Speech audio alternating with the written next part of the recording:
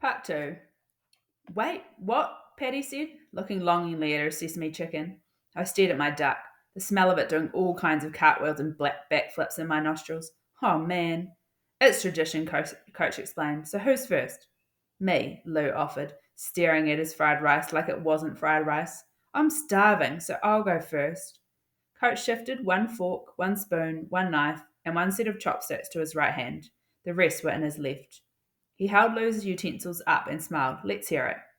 Lou looked off as if his secret was on the other side of the restaurant or in the big fish tank. Well, he started, giving us his attention again. I'm albino. Duh, Patty groaned, slapping her hand on her forehead. He said a secret, fool. I wanted to chime in and say that if he had told me that a few days earlier, it actually would have been a secret to me. But then I wouldn't have had to admit that I thought he might have been an alien, and that wasn't exactly the secret I was wanting to share. Yeah, I already knew that, Sonny said softly. So did I, Coach said, putting the silverware on his right hand in his right hand back into his left.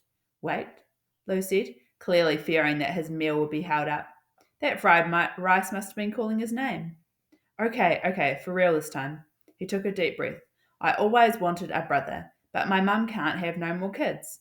And the reason why I wish I had one is because then I could have seen what I would have looked like if I was an albino. Me, Patty, Sonny, and even Coach went dead quiet. Nobody said nothing. Like, whoa. Plus, I could relate to wanting a brother too. It would be nice to have someone to hang out with during the week. I had King on the weekends, but on the weekdays it was just me and Ma. So mainly just me, because she's Ma and Ma ain't bro. Plus, I probably would have had less altercations because my brother could have talked me out of some of them. He probably would have talked me out of cutting my shoes up and stealing the silver bullets from the store too. So I was totally with Lou on this one. Coach handed Lou his utensils and even slid the soy sauce over. Don't wait for us, son. Coach told him. Dig in, you earned it. Lou went for it.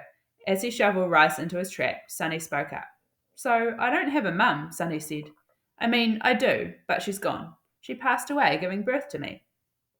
Patty's eyes instantly began to shine. I could have found mine wetting up too, but I didn't want to cry.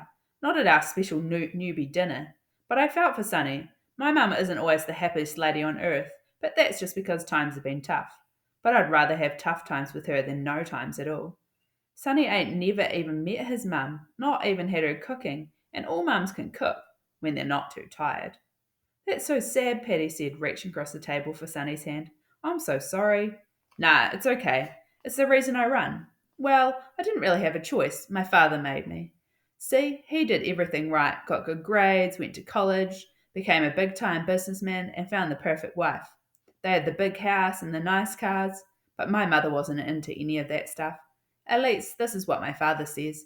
He says that even though he gave her everything, she wanted to accomplish her own goals, and the biggest one was she wanted to win a marathon. That's it? She wanted to run a marathon? Lou asked with a full mouth. No, she ran a lot of them. She wanted to win one, Sonny clarified. And she was planning to rev up her training after the pregnancy. But she died. So my father made me run. He felt like I owed it to her. I hated it at first, but I didn't have a choice. But now, because I've been running for so long, I don't even think about it anymore and kind of feel like I somehow connect to her in this way. So your daddy used to run you? I asked. Pretty much. But it was to punish you, I darted, my eyes from Sonny to Coach, who sat listening closely. Sonny's face started to pale, I guess.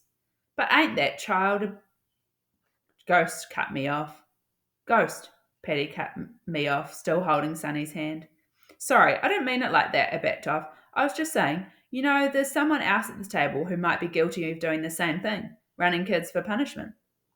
I gave Coach a dramatic glare and everybody laughed, lightening the mood. Hey, Patty focused back on Sonny. She let go of his hand and readjusted herself in the booth. I totally understand. I mean, I get it. Not the punishment part, but the part about your mum. My secret is sort of like that too. Sliding Sonny's utensils over to him, Coach nodded but didn't say nothing. He just listened and doled out the eating tools. He put another set in his right hand. Those were going to be Patty's. Really? Sonny said encouragingly. Yeah, I'm adopted, as you all know, Patty continued. But I'm not like the most adopted